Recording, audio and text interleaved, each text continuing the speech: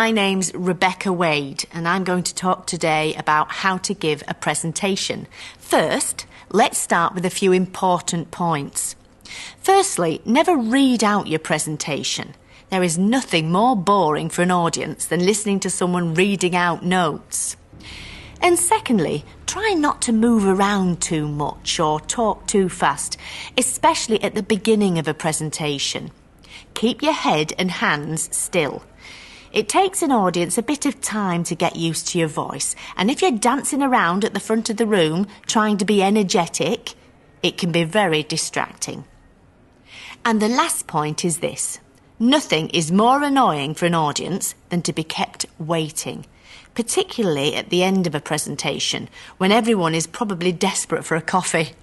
So, try to make sure you start and finish on time. We've looked at the things you shouldn't do. Now let's look at the things you should do. In terms of planning your presentation, try to remember this simple rule: less is more. Fewer slides are better than a lot of slides. If you have 30 slides for a 30-minute talk, that's too many. Your audience will suffer from information overload, and they won't be able to pay attention to you as you speak. In fact, this is the classic mistake that presenters make. They spend so long preparing a set of fancy, colourful, animated slides that they forget to think about what they're actually going to say and how they're going to say it. Generally, one slide for every 2 minutes of your talk is plenty. Remember also that fewer words on a slide is better than more words. And as the saying goes, a picture is worth 1,000 words. Secondly, it's a good idea to think carefully about the first few lines of your presentation. These are often the most difficult because your stress levels are highest when you begin speaking. So if you can get through these lines, the rest usually follows quite smoothly. And what about delivering your presentation? What tips can help?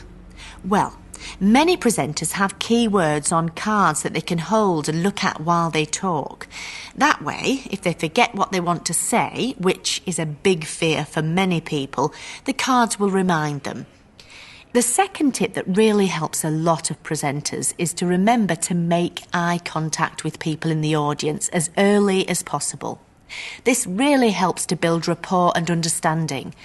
And thirdly, don't forget to include some interaction. Ask your audience for their opinion near the start of the talk. Sometimes it helps if you ask a question and then give your audience some time to discuss the answer with the person they're sitting next to.